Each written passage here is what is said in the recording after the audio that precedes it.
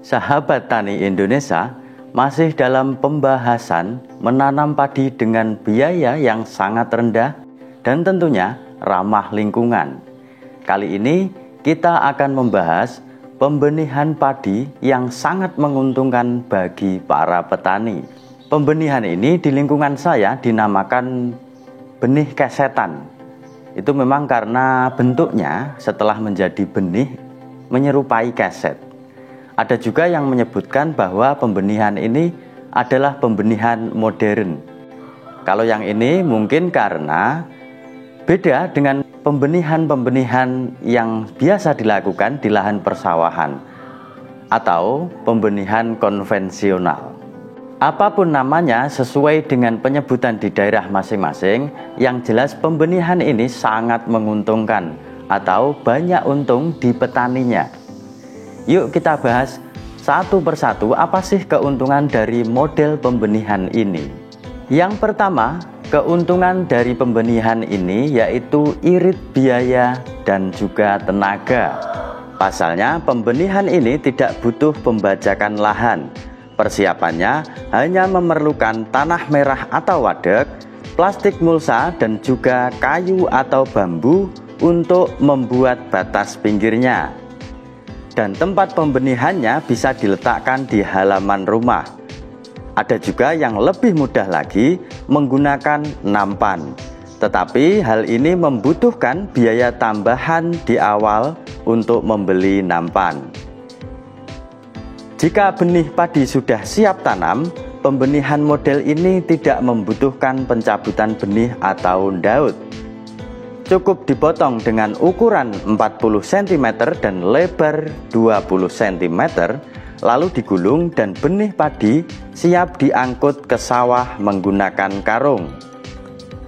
Beda dengan proses pencabutan benih, kegiatan ini tidak membutuhkan banyak tenaga dan tentunya prosesnya bisa lebih cepat. Yang kedua, keuntungan dari model pembenihan ini yaitu terhindar dari serangan hama dan penyakit. Karena tempatnya di luar sawah, maka pembenihan model ini bisa terhindar dari serangan hama dan penyakit. Kalau pembenihan yang tempatnya di lahan persawahan, biasanya potensi serangan hama dan penyakit akan lebih besar. Hal ini dikarenakan biasanya sisa jerami panen musim sebelumnya belum dibajak, sehingga hama maupun penyakit masih berada di lahan persawahan. Dan tentunya nanti akan bisa pindah ke lahan pembenihan. Misalkan saja wereng, kaper, tikus, dan juga jamur yang biasanya menyerang pada pembenihan di lahan persawahan. Karena tempatnya di luar lahan persawahan, maka bisa meminimalisir serangan hama dan penyakit. Hanya satu yang harus diperhatikan, yaitu serangan ayam tetangga. Maka pembenihan dengan model ini harus dipagar agar terhindar dari serangan ayam. Yang ketiga, keuntungan dari model pembenihan ini yaitu menggunakan air yang sangat sedikit atau sangat irit.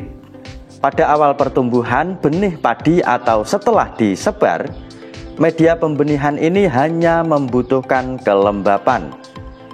Dan setelah benih padi tumbuh sekitar umur 1 minggu, bisa diberikan air yang lebih banyak.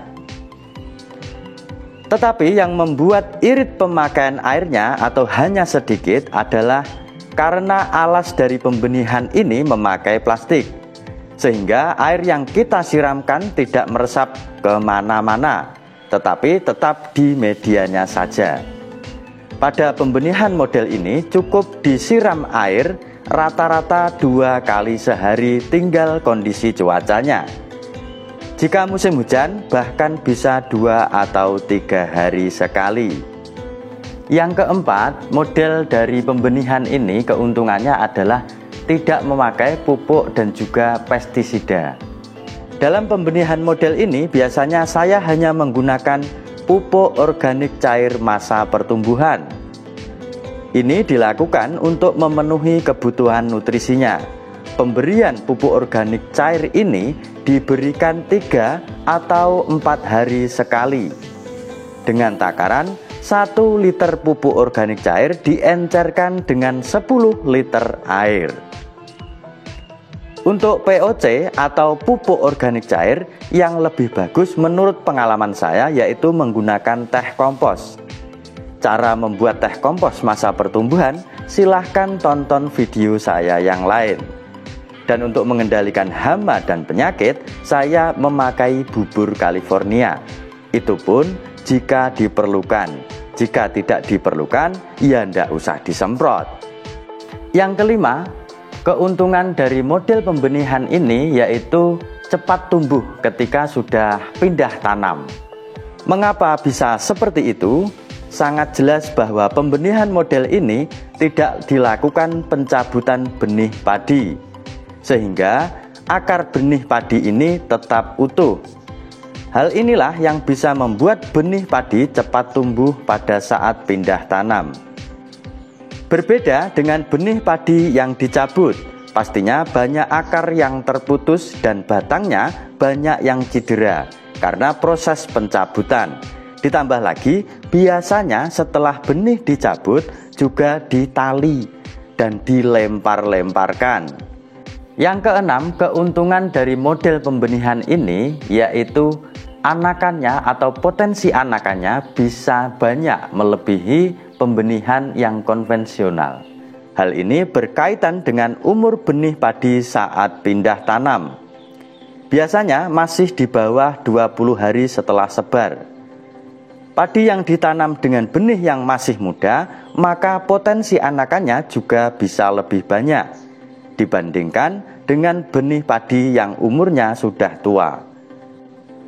Belum lagi kalau dipindah tanam setelah umur 20 hari setelah sebar, akan lebih menyulitkan pasukan tanam karena akar benih padinya sudah kebanyakan dan pastinya sudah meruwet uwel-uwelan seperti bola ruwet. Yang ketujuh, keuntungan dari model pembenihan ini bisa sekaligus untuk jualan atau bisnis pembenihan padi. Ya, sahabat tani jika mempunyai lahan yang luas, bisa sekalian jualan benih padi siap tanam. Menurut saya, potensi dari bisnis ini juga sangat menguntungkan. Di samping biayanya rendah, sekarang mulai banyak petani yang membutuhkan jasa pembenihan padi siap tanam.